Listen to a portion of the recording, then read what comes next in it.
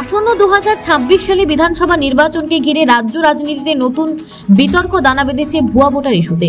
শাসক ও বিরোধী দুই পক্ষই এই বিষয়ে সরব হয়েছেন। সম্প্রতি দক্ষিণ 24 পরগনার সাগর বিধানসভার রামকরচর গ্রাম পঞ্চায়েতের ভোটার তালিকা ঘিরে বিতর্ক শুরু হয়েছে। প্রসঙ্গে মুখ্যমন্ত্রী মমতা বন্দ্যোপাধ্যায়ের নির্দেশে নিজেরই ময়দানে নামলেন সুন্দরবন উন্নয়ন মন্ত্রী তথা সাগরের বিধায়ক বঙ্কিমচন্দ্র হাজরা। শনিবার সকালে তিনি দলীয় কর্মীদের সঙ্গে বাড়ি বাড়ি পৌঁছে ভোটার তালিকা স্ক্রুটিনি করেন। ওই তালিকায় থাকা এক ব্যক্তির নাম নিয়ে সন্দেহ দেখা দেয়, কারণ এলাকাবাসীর দাবি এমন কেউ সেখানে থাকেন না। মন্ত্রীর অভিযোগ এটি ভুয়া ভোটার। মন্ত্রী বঙ্কিমচন্দ্র হাজরা বলেন, বিরোধীদের তোলা অভিযোগ সম্পূর্ণ ভিত্তিহীন। সাগর বিধানসভায় সবসময় শান্তিপূর্ণ নির্বাচন হয়। আমরা নিজেরাই ভুয়া ভোটার চিহ্নিত করতে কাজ শুরু করেছি। Bureau report, news prime times. গ্রাম পঞ্চায়েতের অন্তর্গত বুথ নম্বর 59 বর্তমান আমরা দেখতে পাচ্ছি ক্রমিক নম্বর 358, এপিক নম্বর WB/16/21-3353, নাম হচ্ছে রাজু শেখ, পিতা শেখ তাহিদ। এই নামে কোনো ব্যক্তি নেই। শেখ তাহিদের বাড়ি খানসাবাগ হায়ার সেকেন্ডারি স্কুলের ঠিক পাশেই শেখ তাহিদের বাড়ি আছে। ওনার দুজন ছেলে, একজন শেখ ইসমাইল, একজন হচ্ছে শেখ জব্বার। রাজু শেখ নামে কোনো ছেলে নেই।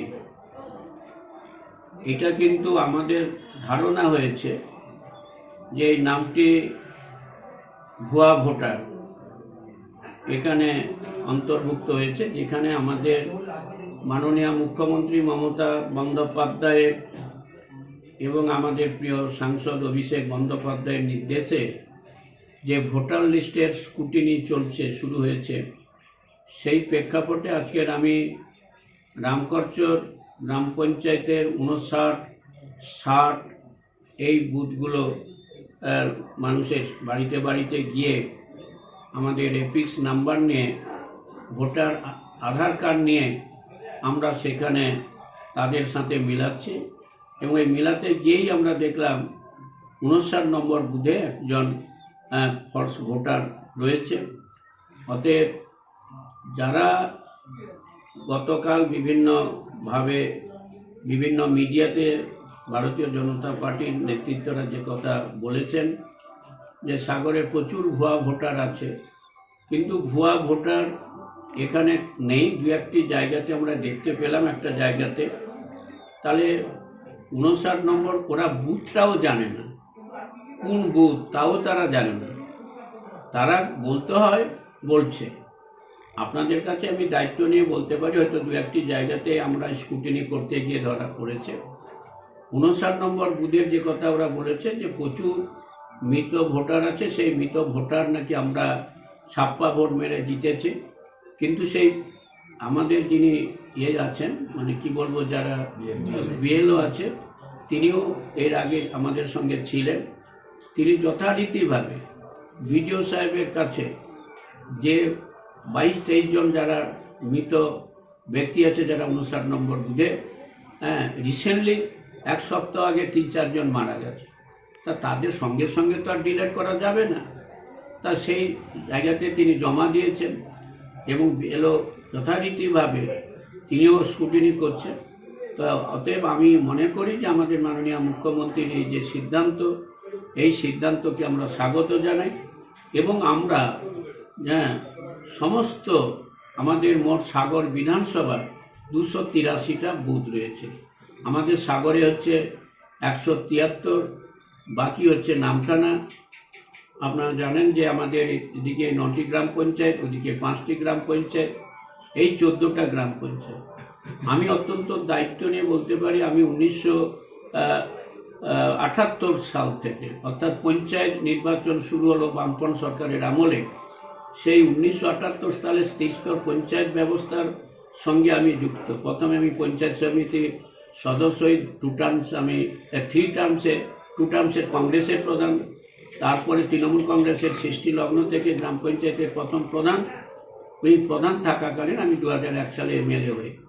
তারপরে আমি 2011 সাল থেকে টানা এখনো পর্যন্ত বিধায়ক।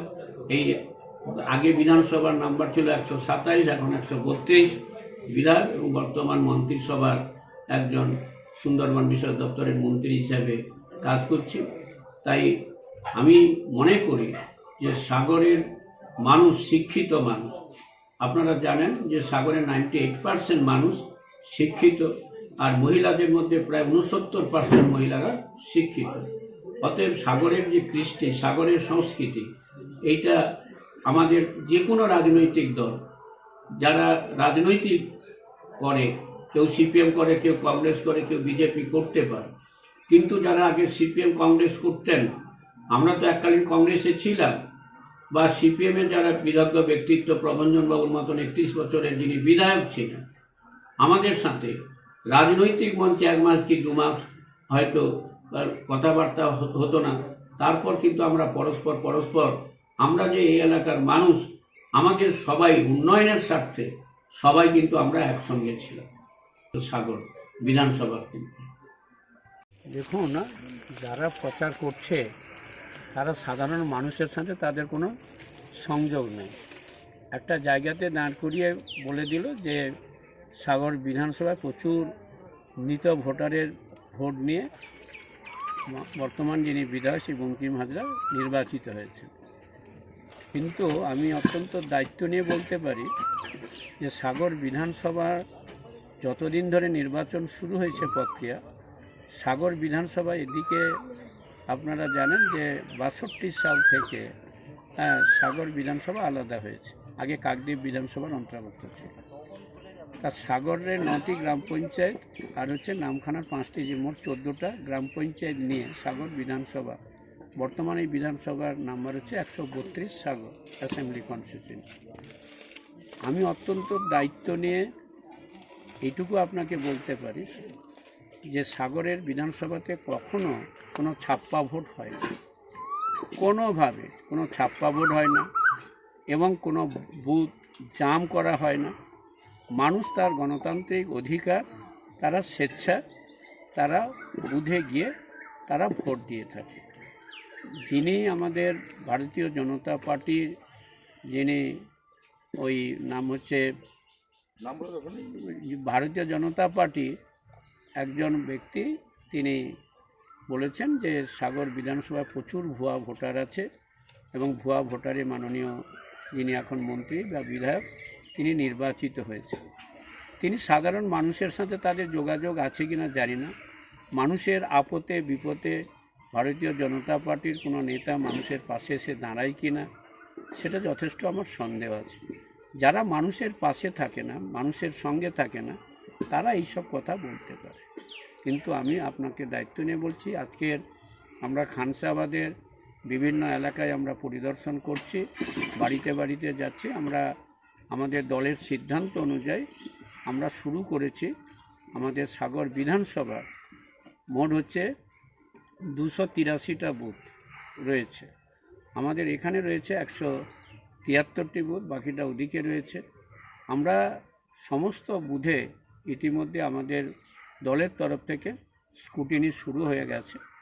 একটা কথা আপনাকে বলতে পারি, ধরুন 1 মাস 2 মাস আগে যারা হয়তো মারা গেছে তাদের নামটা ডিলিট হয়নি, মানে ভোটার লিস্ট থেকে যায়নি, কারণ সেটা করতে গেলে একটু সময় লাগবে, কারণ তার ডেথ সার্টিফিকেট লাগবে, এবং ডেথ সার্টিফিকেট নিয়ে 7 নম্বর ফর্মে ফিল আপ করলে তবে তার নামটা বাদ যাবে। তাহলে যে লিস্টটা দেখানো হয়েছে ওটা কি পুরনো লিস্ট? ওটা পুরনো লিস্ট, নতুন লিস্টে কোনো সমস্যা এখনো অবধি? সমস্যা নেই। ঠিক আছে।